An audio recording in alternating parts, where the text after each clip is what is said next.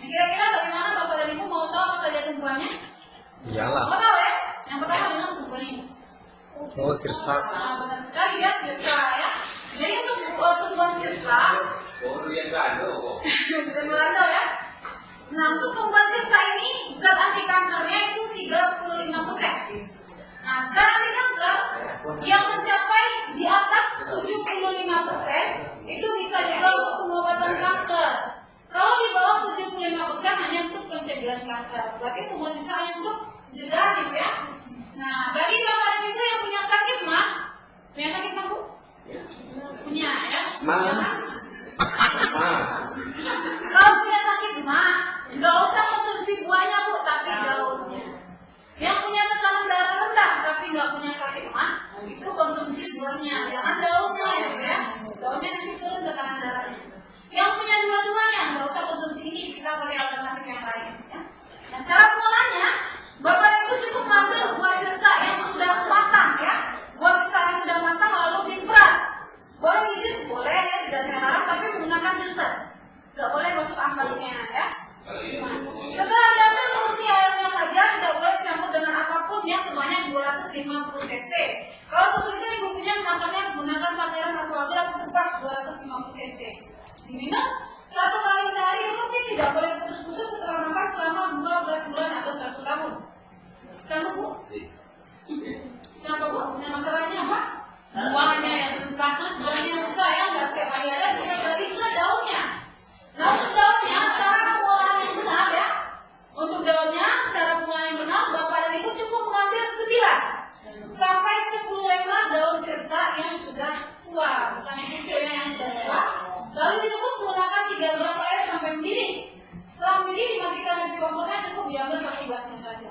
Dari 3 gelas dijadikan 1 bukan ya, nanti zatnya menumpuk, kena ginjalnya nanti ya. Dari 3 gelas cukup ditunggu sampai mendidih, diambil 1 gelasnya saja atau 250 cc, diminum 1 kali sehari, rutin, tidak boleh putus-putus selama 12 bulan atau 1 tahun.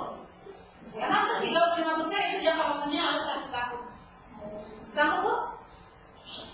Susah juga kelamaan ya. Sanggup cari duriannya tuh. Cari apa sirsanya ya Pak ya? Sebenarnya banyak tumbuhan yang mengandung zat anti kanker. Contoh yang paling dekat itu jengkol.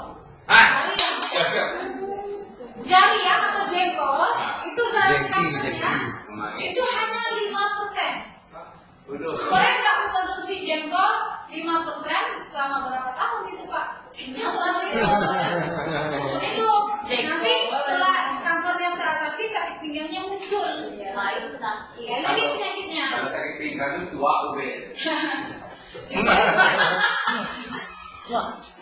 Kalau Bapak Ibu sanggup, silakan lakukan pencegahan dari sekarang dengan buah sirsa. Bagi yang merasa paman, kami masih memiliki alternatif yang kedua, yaitu dengan tumbuhan ini. Ada yang tahu Pak Bu ini apa? Benar. Ini benar loh. Ya, benar ya. Namanya itu, nama latinnya itu Scrula purpurea atau lebih dikenal dengan benalu teh. Nah, untuk benalu teh, ya benalu yang untuk batang teh, ya. Nggak boleh di batang kopi, nggak boleh di batang jeruk atau batang yang lain. Harus di batang teh, ya. Scrula purpurea. Cari payang mana? Disuruh di wadah ya. Nah, untuk benalu teh ini mengandung zat anti kanker 50%. Jadi tiga lagi ya. Nah, cara pengolahannya, Bapak dan Ibu cukup mengambil benalu teh dari batang teh, lalu dijemur di dalam ruangan yang tidak boleh terkena cahaya matahari langsung atau seperti ruangan ini, ya. Atau diambil yang ini saja. Nah, lain kali kalau Bapak dan Ibu mau menjemur yang namanya tumbuhan, ya, nah itu emang sebaiknya di dalam ruangan. Kalau kena cahaya matahari langsung, zat yang bermanfaatnya rusak. Nah, ya rusak ya, jadi harus di dalam ruangan. Nah, biasanya akan kering dalam waktu 1 minggu. Setelah kering, dipotong-potong kecil seperti ini. Ya, dipotong-potong kecil seperti ini. Jika sudah menjadi seperti ini, Bapak dan Ibunya cukup mengambil 1 genggamnya saja. Diambil 1 genggam, direbus dengan 3 gelas air sampai mendidih. Setelah mendidih cukup diambil 1 gelasnya saja atau 250 cc. Diminum 1 kali sehari, rutin, tidak boleh putus-putus selama 6 bulan saja. Cara pengolahannya sama dengan cara pengolahan daun sirsa. 6 bulan saja. Sanggup Bapak dan Ibunya? Nyarinya yang susah. Nyari ya, susah ya Bu ya. Saya dulu pernah di Tugaslah kita payang 2000. Saya coba cari di Tabawetan, susah. Nah, nggak ketemu, bukan susah lagi ya. Kenapa nggak ketemu? Karena bagian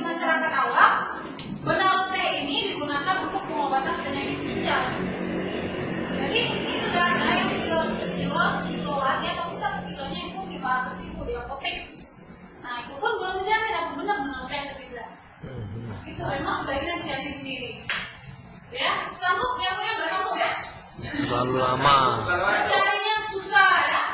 Nah, jadi bapak dan ibunya mau yang cepat tapi mudah untuk ditemukan. Benar nggak Bu? Benar ya. Nah, ada sih alternatif terakhir dari yayasan kami dan ini pun yang paling sangat disarankan. Tumbuhan berikut ini yang terakhir ini ditemukan oleh Profesor Dr. Heming Wijayakusuma. Pernah dengar nggak Bu, Dr. Heming? Ya pernah. Pernah ya, pakar herbal ya? Heming.